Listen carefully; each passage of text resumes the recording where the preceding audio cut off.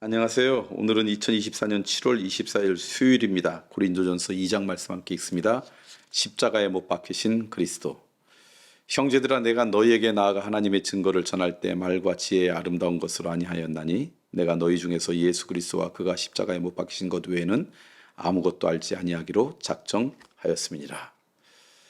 내가 너희 가운데 거할 때 약하고 두려워하고 심히 떨었노라. 내 말과 내 전도함이 선득력 있는 지혜의 말로 하지 아니하고 다만 성령의 나타나심과 능력으로 하여 너희 믿음이 사람의 지혜에 있지 아니하고 다만 하나님의 능력에 있게 하려느라. 성령으로 보이셨다. 그러나 우리가 온전한 자 중에서 지혜를 말하노니 이는 이 세상의 지혜가 아니요 이 세상에서 없어질 통치자들의 지혜도 아니요 오직 은밀한 가운데 있는 하나님의 지혜를 말하는 것으로서 곧 감춰졌던 것인데 하나님이 우리의 영광을 위하여 만세전에 이미 미리 정하신 것이라. 이 지혜는 이 세대의 통치자들이 한 사람도 알지 못하였나니 만일 알았더라면 영광의 주를 십자가에 못 박지 아니하였으리라. 기록된 바 하나님이 자기를 사랑하는 자들을 위하여 예비하신 모든 것을 눈으로 보지 못하고 귀로 듣지 못하고 사람의 마음으로 생각하지도 못하였다 함과 같으니라. 오직 하나님이 성령으로 이것을 우리에게 보이셨으니 성령은 모든 것 곧 하나님의 깊은 것까지 통달하시느니라. 사람의 속에 있는 영 외에 누가 알리요 이와 같이 하나님의 일도 하나님의 영 외에는 아무도 알지 못하느니라. 우리가 세상의 영을 받지 아니하고 오직 하나님으로부터 온 영을 받았으니 이는 우리로 하여금 하나님께서 우리에게 은혜로 주신 것을 알게 하려 주심이라. 우리가 이것을 말하거니와 사람의 지혜가 가르친 말로 아니하고 오직 성령께서 가르치신 것으로 하니 영적인 일은 영적인 것으로 분별하느니라. 육에 속한 사람은 하나님의 성령의 일을 받지 아니하나니 이는 그것이 그에게는 어리석게 보이며 또 그는 그것들을 알 수도 없나니 그러한 일은 영적으로 분별되기 때문이라.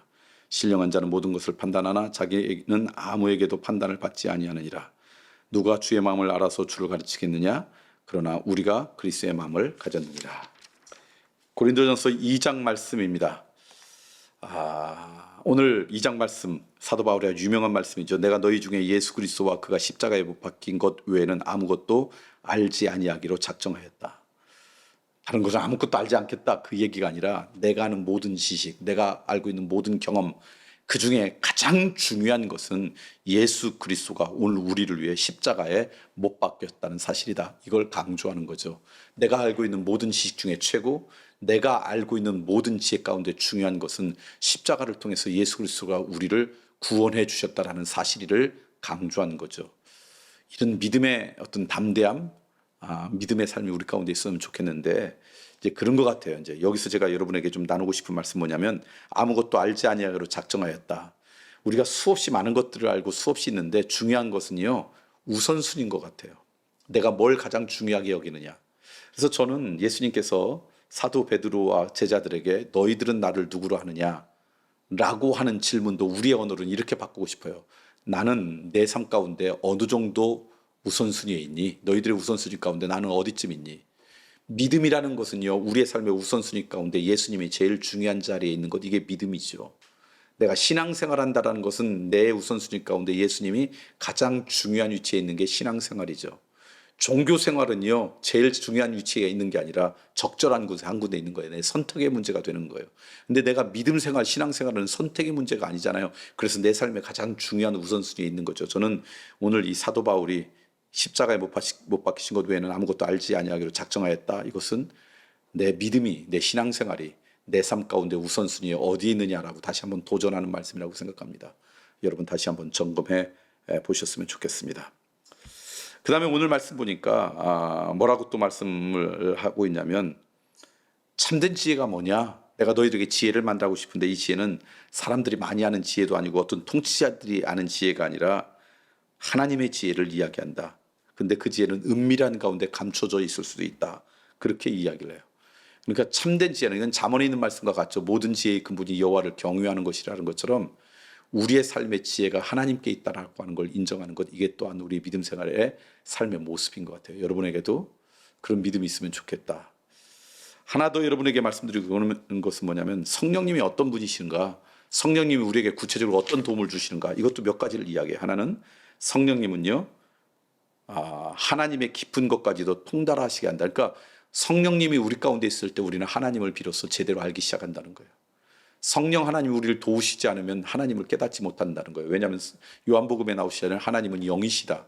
영이신 분이 하나님이세요. 그것은 성령님의 도우심이 있을 때 하나님을 깨닫게 되는 거예요.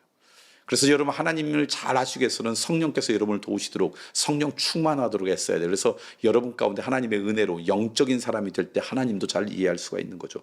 두 번째, 성령은 뭐라 하냐? 하나님의 일도 하나님의 영에는 아무것도 알지 못한다. 그러니까 하나님을 알게 하시는 것뿐만 아니라 그 다음에 하나님께서 우리에게 은혜로 주신 것들도 알게 해주시는 분이 성령님이다.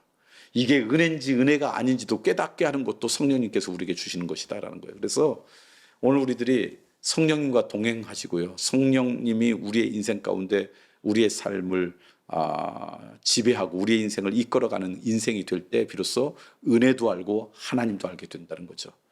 아주 중요한 메시지인데 여러분 마음 가운데 새겨서 늘 성령께서 나와 동행하시기를 사모하고 내가 내 인생의 주체자가 아니라 내가 내 인생의 주권자가 아니라 성령님이 내 인생의 주권자가 될 수 있도록 여러분을 겸손히 성령 앞에 내려오는 은혜가 있기를 소망합니다.